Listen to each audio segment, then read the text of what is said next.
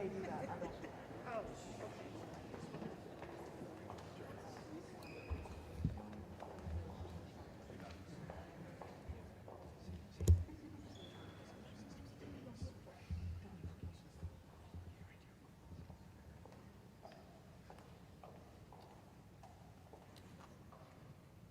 good morning, everyone. Thank you for coming today. Statewide sting of any sort takes a great deal of effort, and this is no exception. Operation Ohio Knows had over 90 agencies that participated. Many of them, of course, are law enforcement, and you see law enforcement represented here today. We're grateful for that partnership. It bears saying that we do not have state police in Ohio. We don't have a statewide sheriff's office in Ohio. Law enforcement is local, and the state attorney general's office, the BCI, our resources are all here to assist local law enforcement, and without them, there are no task forces, and operations like this don't happen. We, during Operation Ohio Knows, we collectively arrested 161 men trying to buy sex, 3 of whom were trying to buy sex from someone they thought was a minor, a child. This is the largest human trafficking sting in the history of the state to date. And we also want to thank, in addition to law enforcement, our human service, our social service providers, because it's important to remember that in every one of these situations there is a survivor, a victim who needs to be not re-victimized, but aided, supported, helped. So by our partnership with the social service agencies, we are actually doing something that's a bit of a hybrid, and I think candidly is a model for a lot of law enforcement to recognize the human dimension of crime. It's important to recognize that we cannot arrest our way out of human trafficking. Now, I think that it's important to also recognize that arrests are part of this. And what Operation Ohio Knows focused on was the buying of sex. For the first time in Ohio, we have a criminal statute that makes it a more serious crime to buy sex than to sell sex. And that's an important distinction, because people who traffic other humans are doing it for a really simple reason: money. And if there's no market, if there are no buyers, there will be no trafficking. Now, getting completely rid of the demand for purchased sex is probably a little bit of a tall order, but reducing the demand means that we reduce the number of people who are victimized by human trafficking. So it's often said that prostitution is the oldest profession. I notice that that is usually said by politicians who I think are in competition for that oldest profession line. But here's the difference between prostitution and human trafficking.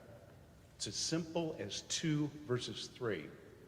Is there a third party that's taking some or all of the proceeds of that transaction? And here is the key thing about Ohio Knows and about demand reduction and arresting Johns. When you are the buyer, you have no idea whether you're dealing with one person or 2 people on the other side. The pimp, the trafficker, does not show up and sit in the corner to watch the thing. The survivor does not tell you, I don't really want to do this, but if I don't, I'm going to be beaten.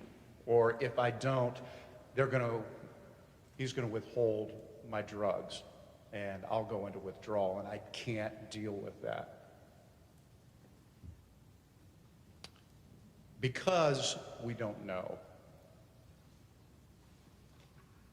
Because we don't know, anybody in Ohio, anybody anywhere who purchases sex is assuming the risk that they're complicit in human trafficking. And that means that it's not a private matter between two consenting humans, but it's a matter for all of our society. If we are interested in justice, if we are interested in the basic dignity of human beings, we have to be concerned about those who purchase sex.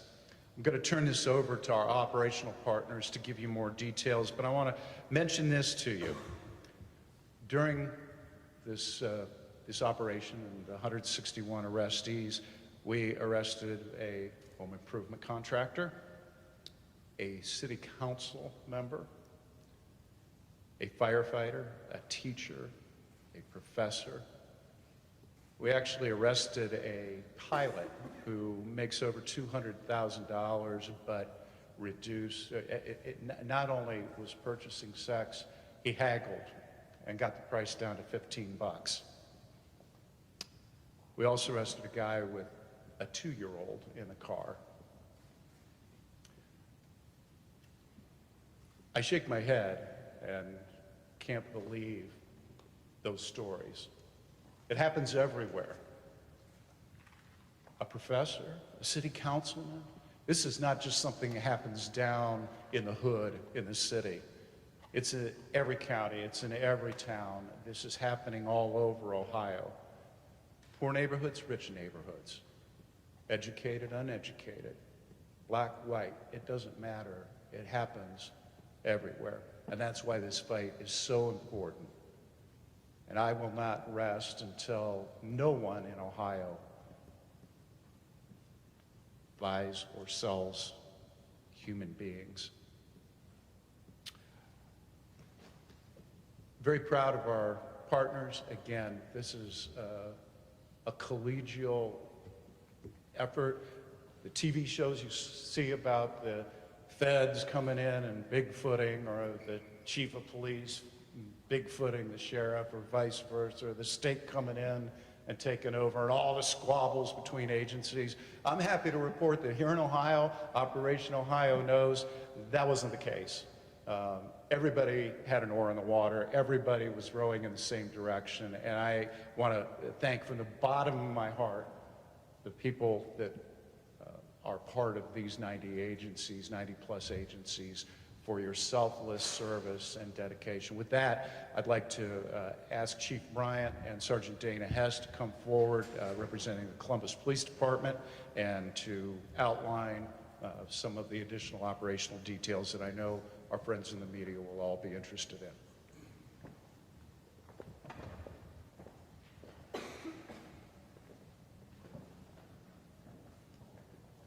Good morning. Thank you. I would like to thank Ohio Attorney General Yost and his office for partnering with CPD, other law enforcement agencies statewide as well as all the victim services that assisted in this operation. Just like Attorney Yost stated, we cannot arrest our way out of this situation. During this year's operation, in an effort to combat soliciting, prostitution, and human trafficking, Operation Ohio Knows accounted for over 200 arrests, 10 missing children recovered, and confiscation of some illegal firearms. On September 27, 2021, City Council passed an ordinance to address the ongoing issue of solicitation. This ordinance is aimed to hold offenders accountable as well as assist the victims. The Columbus Division of Police is committed to a comprehensive anti-human trafficking plan that is built on 5 pillars: criminal justice, victim services, technology, education, and community collaboration. The goal is to eradicate human trafficking by continuing to work with the courts, business, schools, medical facilities, victim advocacy groups, and other community partners. We will continue to partner with all our agencies statewide in an effort to address this very serious issue. I'd like to bring forth to talk more. Thank you, Chief Bryant, for your support and for being here today. I am so honored to work alongside the best Attorney General in this country, Attorney General Dave Yost. General Yost and his staff truly understand what it takes to fight the crime of human trafficking. So thank you, sir, for your dedication, your support, and your vigilance to this very important issue. I am also incredibly proud to serve with the finest human trafficking task force in the world, the Central Ohio Human Trafficking Task Force. Our team is comprised of 11 agencies and nonprofits who are dedicated to combating every aspect of human trafficking. And we would like to thank the partners who helped us out this year, the other agencies who partnered with us for Operation Ohio Knows, Federal Bureau of Investigations, the Franklin County Hope Task Force and the Special Investigations Unit, the U.S. Marshals, Judge Jody Thomas and the Catch Court staff, Magistrate Larry Sanchez and the Empowerment Court staff, Columbus City Attorney Zach Klein and his staff, and the nearly 100 agencies and nonprofits who participated. And I just want to say that Ohio knows what's going on in our state. Ohio knows what's going on in our country, and Ohio knows what's going on in our world. So if you are buying sex from another human being or sexually exploiting another human being for your own personal gain, you better watch out, because Ohio knows, and we are coming after you. And lastly, our task force tried something a little different this year and offered victim services to the sex buyers or the Johns who were arrested. We had the privilege of having a human trafficking survivor as a part of our victim services team.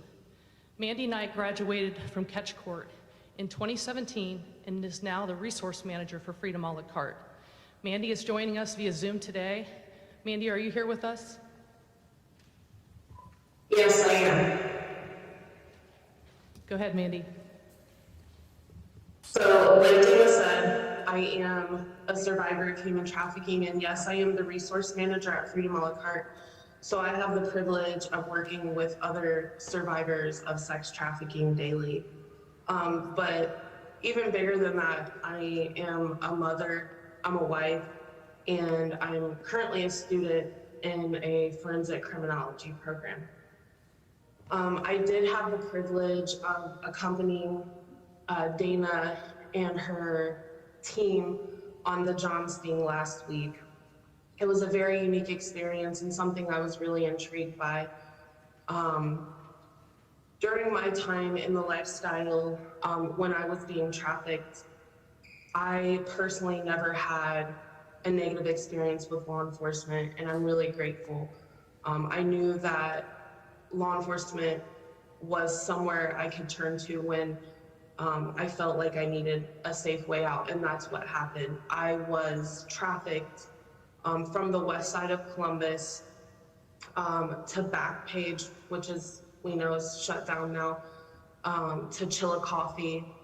I was, transported by my trafficker to different places to meet dates. And throughout that, my trafficker led me to believe that he was my boyfriend, that he loved me, and that this is what we do in relationships. There was a lot of manipulation, mental torture, physical abuse, and the list goes on, but I was really, it was like Stockholm syndrome. I feel like I really believed that this is where I belonged, and that's what it was. And then when the pain got great enough and I didn't know where to turn to, thank goodness the Columbus police in the area that I was in knew who I was, and knew that I had a warrant at the time and arrested me. Like you guys shared before, arresting isn't the answer, but me going to jail and having some time to clear my thinking was a way for me to reach Catch Court, which is what helped me get where I'm at in life today. I'm really grateful for the experiences, and I'm really excited to see the changes occurring in our community with law enforcement and the legal system with sex buying and for the survivors or victims. And I'm really grateful for the officers that played a role in my journey to get where I'm at today, because like I said, had I not been arrested, had I not went to jail, and had I not suffered some consequences for my actions in the role that I played in the decisions I was making, I wouldn't be here today, and I wouldn't be as successful in life as I am today. I'm really grateful to be able to speak and hopefully help make a difference, just like what everyone else here is trying to do. Thank you all. Have a great day.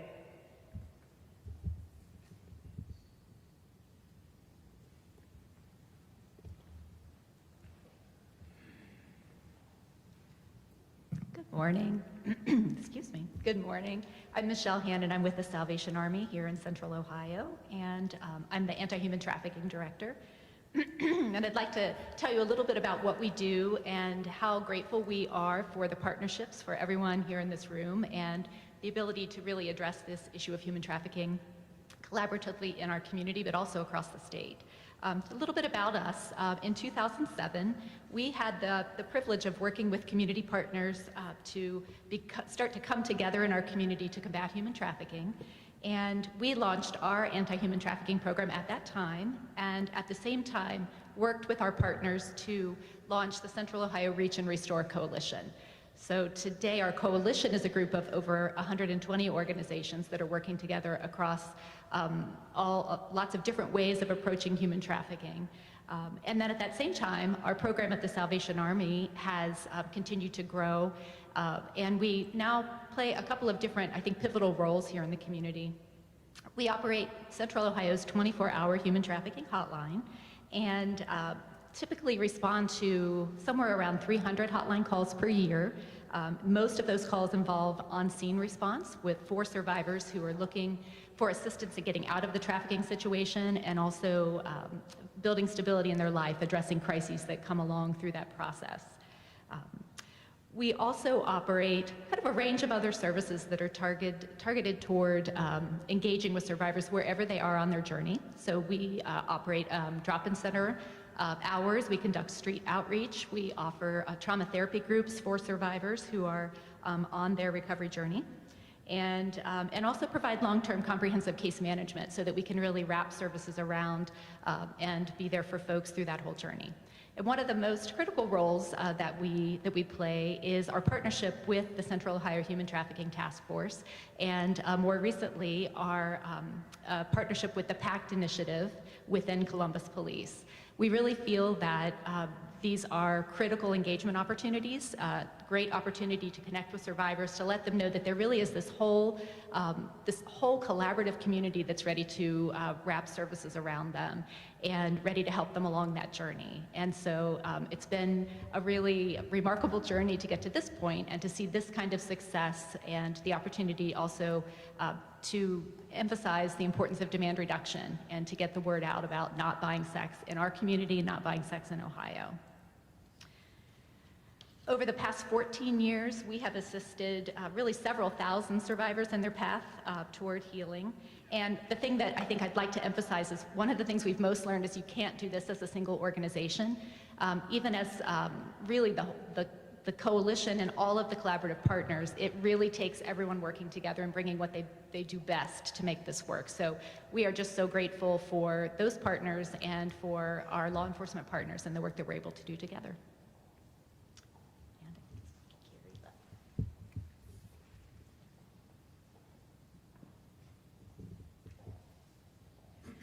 Good morning. My name is Carrie Bull. I'm a crisis intervention specialist with Southeast Healthcare. I'm currently assigned to the HOPE Task Force with the Franklin County Sheriff's Department and the Central Ohio Human Trafficking Task Force. On behalf of Southeast Healthcare, I want to take this moment and thank you. I want to thank the local agencies for the collaboration by attempting to educate individuals in the community on reducing the demand of sex trade. Without this shift in education, resources, and the support of the community, we would not be able to gain the reduction in sex trade. Through the surveys obtained on Operation Ohio Knows, we have identified common issues for many of the sex buyers who were arrested. This will help shift our focus and teach the ways for us to target those at risk. On behalf of Southeast Healthcare, we want to thank you for the efforts to reduce human trafficking that you each make every single day. Thank you.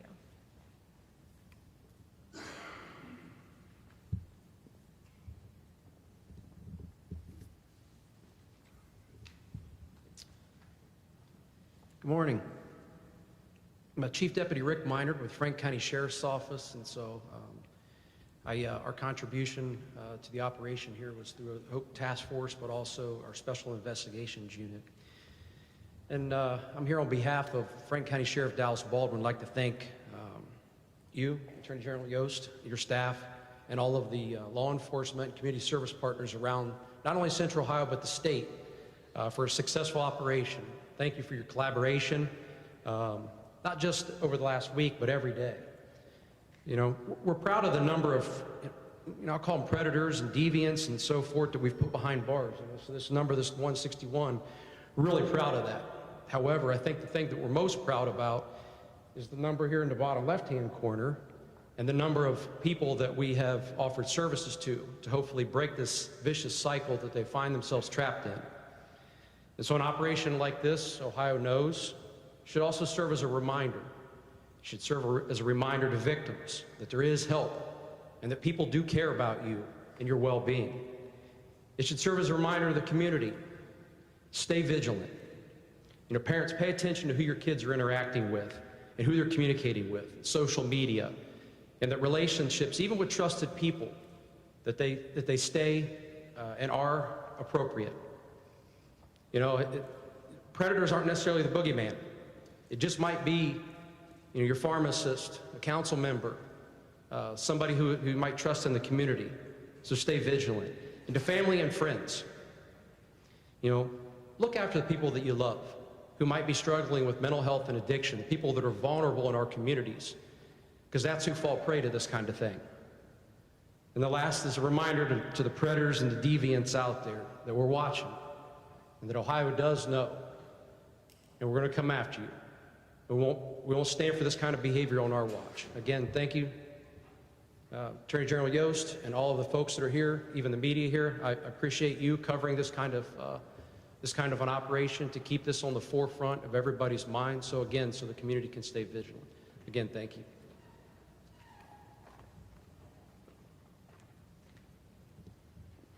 Hello, everyone. My name is Rob Strick, and I am proud and honored to be the Sheriff of Montgomery County.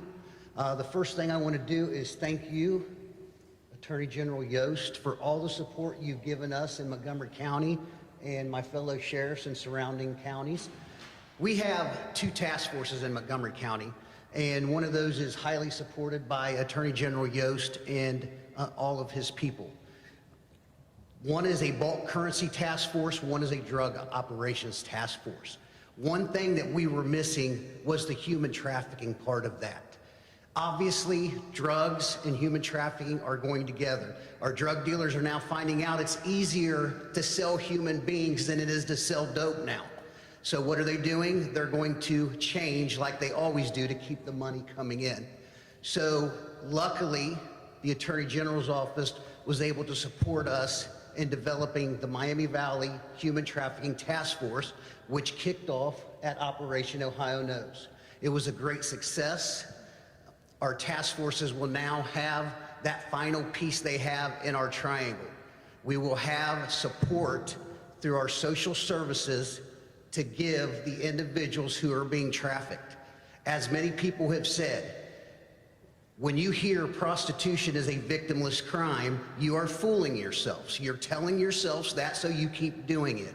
Very rarely is there an individual who says, this is the career path for me.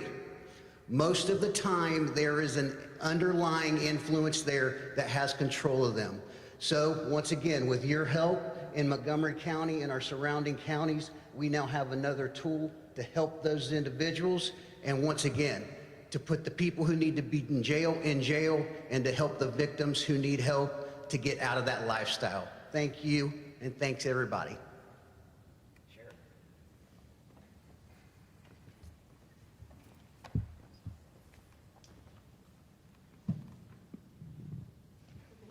Hello. No, good. Thanks, Sheriff Strick. My name is Sheriff Bruce Sukowski, and I am the sheriff, proud to be sheriff of Portage County, which is in Northeast Ohio. We encompass the Cleveland District, and for those of you who are not familiar with where Portage County is, Kent State. We have the second largest college in the state, and used to be where SeaWorld and Geauga Lake used to be. I would like to thank Attorney General Yost for the opportunity to speak today. This is a matter that we take very serious. I have some members of the task force back here with us that I brought down. They've helped me with, this has been our 5th that we've done. We've partnered up with Sheriff Fathery to our west in Summit County over in Akron, and we've hosted 3. We had 15 arrests, 18 contacts this past week. And 2 of my officers were almost run over literally by a John that was just trying to escape. Got into a short pursuit. This is a matter that we take very serious in Portage County. This was one of the top 10 questions when I was running for sheriff a little over a year ago that people were concerned about as far as their kids and human trafficking, and we realized that this is an epidemic. And this is something that I take very seriously. Like I said, this is the 5th one that we've been involved with in Portage County since January, and we're going to continue this effort. So I'm just glad that we were part of the collaborative of the human trafficking, the largest, you said, record to date. And I was just glad that we were part of it, and I'm very proud to be down here and be a part of this. And I guarantee you, Portage County, we will continue to take this matter very seriously, and we will continue to do what's right and try to help the innocent people out there. Thank you.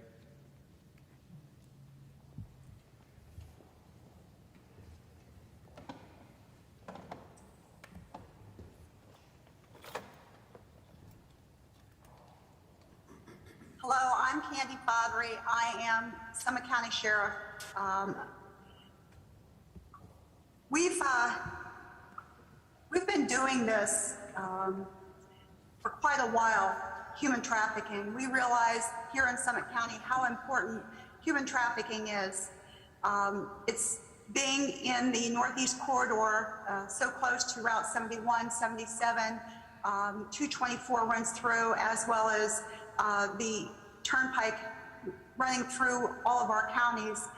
It became apparent to us how important it was for us to address human trafficking.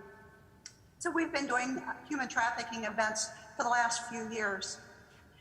I want to thank Attorney Yost for coming forward and helping us put together a solid team.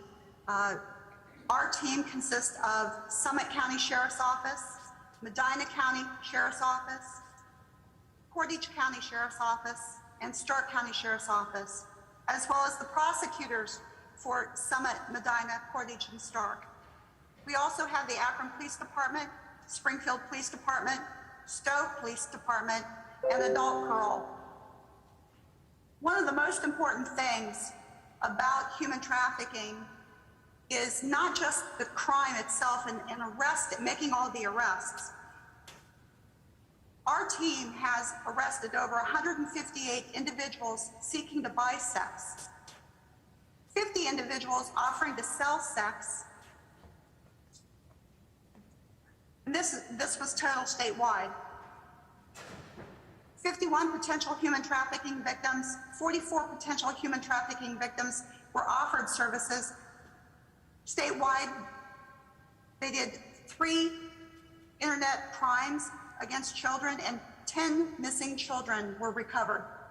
When you think about the importance of these kind of task forces and how they interact with the victims, not just the subjects, but the victims, working with Rise Court, Victims Assistance, Rahab, Battered Women's Shelter, the Rape Crisis Center of Summit and Medina County, and SUMA and Cleveland Clinic Hospitals, we've been addressing the human side of this for the victims. I look forward to continuing this collaboration with all of our police departments and our sheriff's offices and all the entities, as well as working with Attorney Yost and addressing a serious crime, because this is the beginning. It's not the end. And I think we have so much more work to do across the entire state and across the nation. So I want to thank Attorney Yost for giving us the opportunity to be a part of this, and I look forward to collaborating in the future. Thank you.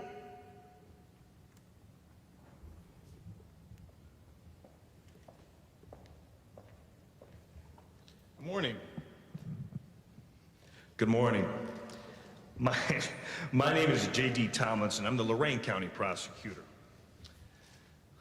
First, I'd like to thank Attorney General Yost, members of the Organized Crime Investigations Commission, members of the Cuyahoga Regional Human Trafficking Task Force, local Lorain County law enforcement agencies, and my own investigative staff for their assistance in carrying out this important work. In Lorain County alone, we have conducted 3 successful operations in the past 6 months. During the course of these operations, we've encountered husbands trafficking wives, suspects arriving to engage in sexual activity with no money on hand, guns, and several suspected victims of human trafficking. In fact, my office is currently preparing indictments for the first human trafficking case in Lorain County's history. In that case, we've identified at least 6 victims. We believe there to be more. In turn, members of my investigative team have assisted Cuyahoga County on several human trafficking operations in surrounding counties. On a personal note, meeting with the victims of human trafficking has had a profound impact upon me. These victims have suffered at the hands of their captors is extensive and it's intolerable. As such, my office will continue to work diligently with the aforementioned agencies in an effort to provide assistance and hope to the victims and severe punishment for those who choose to traffic in human beings. Thank you again, Attorney General Yost, for having me.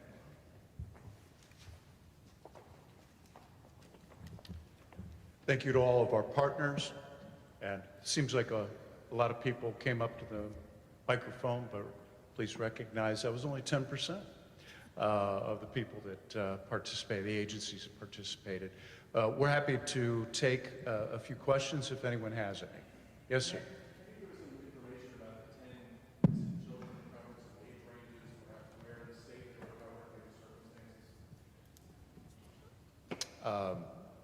I hope somebody else could hear them through the mask because I couldn't quite The make question out. was about the 10 missing children from the Marshals part of the sting. I don't know if someone's from the Marshals. Commander Hess, Dang. you want to talk about that? We'll get that follow up with information additional for you. information. Thank you. Attorney General, I think they mentioned there were 50 victims who were offered services. Do we know how many total victims there were and ultimately what happened with them? Are they in safe places now? Dana, why don't you take this one? The question was for the women that were offered services. 50 of them were offered services. Were there others, and do we know where they were? Are they in a safe place? So each victim that we attempt to offer services to speaks with the victim services that are assigned to every team. It's our goal to make sure that they are in a safe place when they leave the operation that we are participating in. As far as where their whereabouts are across the state, I don't have that specific information at this time, but I can tell you that many of them are in drug treatment facilities now or are receiving outpatient care from social services. And how many total victims do we know of? Total victims for this operation? I'd have to look. I don't want to quote the wrong stat for you, sir. I'm pretty sure it's around 50, Bethany, was that correct? I don't have the final statistics. What was offered services? We will make sure it goes out to everyone here. Yes, absolutely. Thank you. Just a quick reminder, the focus on this was not to make arrests of survivors, the people who were perhaps selling, but to go after the supply or the demand side with the Johns. That leads perfectly into my question. This is the 3rd year that you've done this operation. why was it important for you to have the focus on the John side of things this year? So in past years, we've had a multilateral, multi-prong approach. So some of the units were looking to identify victims of human trafficking. Others were trying to get behind that and look at the traffickers themselves. Some were looking at internet crimes against children, and we have successfully taken off some people who are looking for 13, 14-year-old children. This year, we were focusing on demand reduction because we want to send a message to everybody in Ohio, everybody in the country: don't buy sex in Ohio. The days of a wink and a slap on the wrist are over. The days where this is a low priority operation for law enforcement are over. And we want to make the point that you're not just going out there on a private thing between two consenting adults. You're taking the risk that that person is being trafficked, and that's the point of this year's operation. Hi, I'm Lila Goldstein. I'm with WYSO. I first want to thank your office and Steve and all the other law enforcement agencies that have been helping me collect data about the stings in Ohio, the human trafficking stings. And I've looked at the data for human trafficking stings that your office has put out press releases for since 2020. And the people that your office says were rescued or identified victims of human trafficking, at least 2/3 of them were actually arrested or charged. And I'm wondering, do you see a problem with that? And is that also the case with this sting? So thank you for the question. And this is actually a debate within the community that works with survivors of human trafficking. It's unquestioned, and we heard from Mandy Knight earlier today. She says if she hadn't been arrested, she would not have had that launch pad to become the successful survivor that she is today. And I think we need to recognize that for many survivors, the road to recovery and sobriety leads through an arrest and an intensive program like Catch Court that helps them be able to recognize their trauma and their reactions to it, and how to eventually, in a very long journey, walk away from that. It's also true that an arrest can re-traumatize someone, and that there are times when a person is arrested and they're not ready to deal with what has happened to them, what's been done to them. So it's an ongoing debate. There aren't any easy answers. I think to say a no arrest policy under any circumstances is the right way to go. It totally ignores the success stories like Mandy Knight.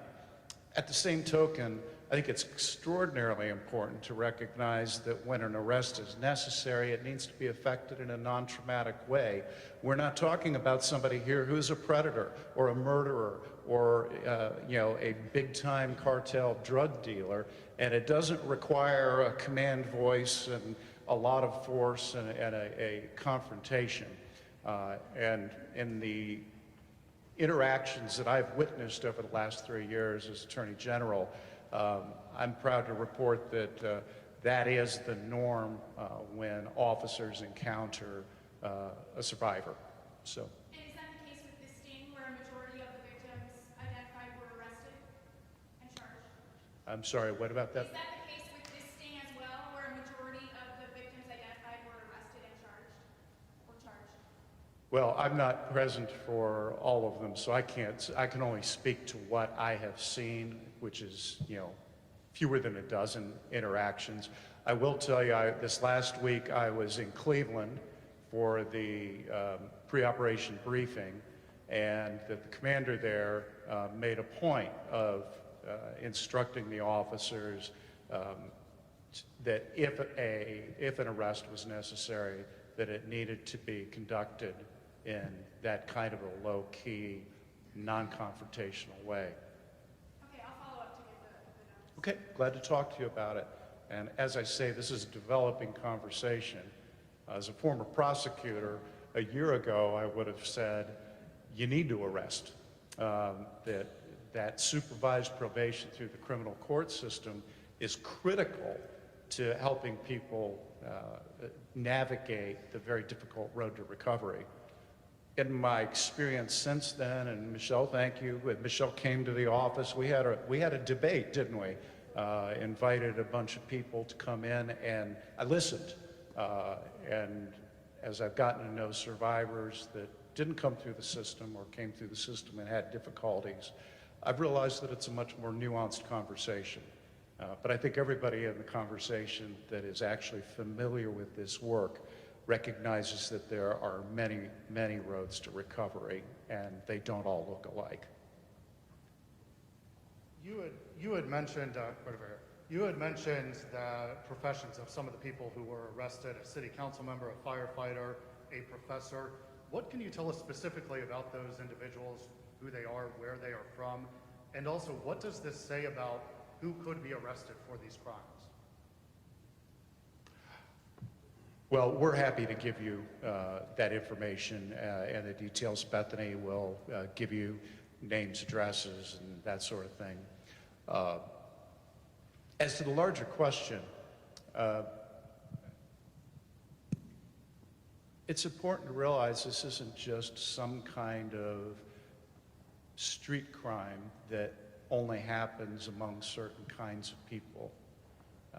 The inclusion of those professions is designed to make all of us realize that this is happening everywhere. This could be your neighborhood. Your neighbor. You might live in a wonderful neighborhood of valuable homes and sound, intact families and have nice schools, and yet there very well could be one of your neighbors who's engaging in this, accepting the risk that they're complicit in human trafficking, and that's the point. Anybody else?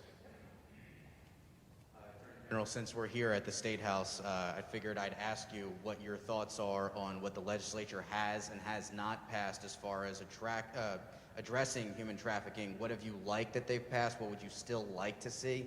I know that the expansion of the Human Trafficking Justice Act is something that's been introduced in a bipartisan way here in the House and Senate. So what have you liked, and what would you like to see more of from the state legislature?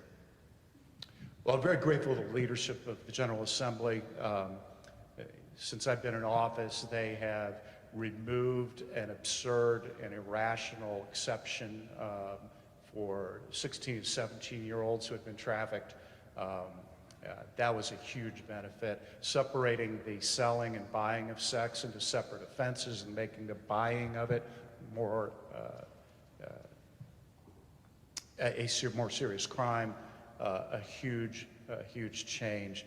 And I ought to mention the members of our office's Human Trafficking Initiative, who had a large part in helping get those changes, are here today. Jen Roush, our legal director, Jamel Aird, Emily, thank you for your work.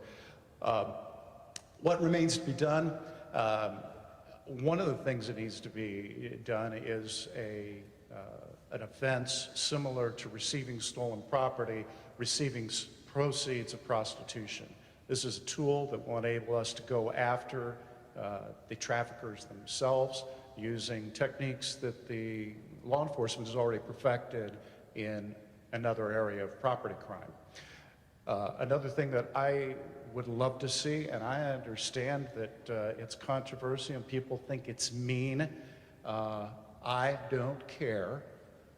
I want to see a John registry that's publicly facing, because we're not going to cut demand significantly until people are afraid that their wives or their girlfriends or their daughters are going to find out what they've been up to. And it's time to make that collected in one place and publicly visible, because that is a bigger deterrent than even the arrest, even more than a fine. And I'm hoping that that will get revisited by the legislature. Florida has it. We ought to be able to keep up with Florida. We have a question online from Cameron Knight with the Cincinnati Enquirer. Hi, Mr. Yost. I wanted to ask this morning about one of the high-profile cases that you guys have been dealing with human trafficking, the Michael Moran case. We received word this weekend that one of the key people involved in trying to kind of expose him, Katie Lancaster, was killed, or not killed, sorry, was found dead over the weekend. And I wanted to ask you if your office is aware of that, what you're doing to protect the other women out there, if there's any indication that this was connected to her work trying to uncover things. And I know Jen Roush is there as well, if she wanted to speak to it as well. Well, thank you. That case is currently under indictment. In fact, Jen Roush, who I'm not going to make come to the microphone, but she's been appointed as special prosecutor and is actually prosecuting that case. She will shoot me if I talk about it, because the judge will hold her in contempt and send her to jail. So I'm not going to talk about anything specific, but it is important to point out that those who human traffic don't use chains and locks to keep victims under control. The most common thing is drugs. Get a woman addicted to drugs, let her go through withdrawal once, she'll never want to do that again, and they use the promise of the next dose of heroin or whatever it is to keep them under control. And that's something that our partners, both social service and law enforcement, see day after day, time after time. Today has been on the Johns. Did these arrests lead to arrests of traffickers, and can you give us an idea of what's happening to them? We've heard complaints in the past that these charges have been pled down to minor charges. Are you using the new tools that the legislature gave you? So it's important to recognize that plea negotiations are up to local prosecutors.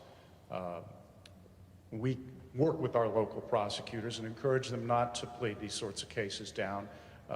But they're dependent on a lot of factors. We have to produce testimony and evidence. Sometimes things go south in terms of the prosecution. But we support our prosecutors and try to keep this elevated as an important case. We did have several contacts. I will defer to Sergeant Hess to talk operationally, but I will point out that in many situations, these to get to a human trafficker is like getting to a drug kingpin. They're not out on the street, they're not easy to find, they're not easy to make the case against. So it's one by one, small cases, you work your way up until you finally can make that case. JD knows that human trafficking cases are hard to build, hard to prosecute, but when we get there, there's a big payoff, there's a big hammer for that charge, and we always have our eye on trying to get there. Sergeant Hess? Thank you, sir. Yes, in our operation, I can't speak to every single operation that occurred in the state. However, in our operation, the day that we had to attempt to locate victims of human trafficking, and as Layla pointed out, all 10 of ours were summoned in our case. 4 of the 10 females that we spoke to, who were interviewed by our investigators, either identified potential human traffickers or are victims in our current cases. These cases are extremely complex investigations and take a very, very long time to investigate and prosecute. It's a long process. It can take up to 1.5 years. And the tool that we have at times in order to get in front of these victims, sometimes our only tool is arrest. And we struggle with it as a task force as well. So one of the things that we do to combat that struggle is to make sure that we have victim services available the entire time. We give them food, we try to make sure that they have a safe place to go to as soon as they're done, whether it's a housing facility or a hotel, worst case scenario. We're constantly trying to take care of those victims. But in order to reach the traffickers, we have to get in front of victims. And that's just the hardest piece of the puzzle for us. I want to thank you all for coming and We have one more.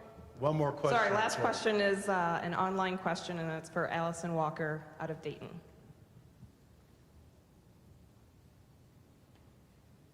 Hello, everyone. Thanks so much for taking the time today, and thanks so much for all that you're doing in the fight to end human trafficking in our state.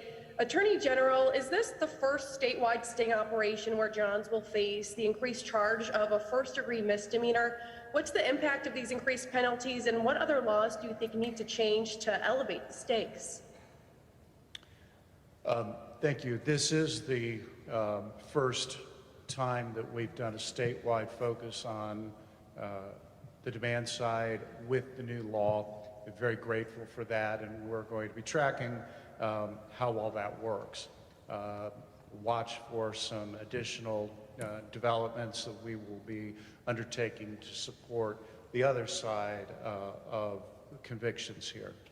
I think I mentioned a few of the changes that we'll be looking for. The other thing is to recognize that human trafficking is only recently been recognized as being a major issue. And by that, I mean in the last 10 to 15 years. For a long time, there was little attention and no real policy development on it. Now that we've got these active operations, we're learning more and more about human behavior, about the survivors, about the interactions between the traffickers and their victims, how the customers fit into all of that. As we learn and continue these operations, we will continue to evaluate state law, our operational techniques, and how we can be more effective. I'm sure that there are ideas that we haven't even thought of that we'll be pushing for a year from now. But I appreciate the broad experience that's coming to us through all of our partners, from social services to prosecutors' offices, from sheriff's offices to our federal partners and our big city partners in big city police departments as well. Thank you all for coming. I'm afraid I have to go, but all of the other law enforcement and social service people are still around. Feel free to talk to them if you have further questions, and Bethany will get you the follow-up details.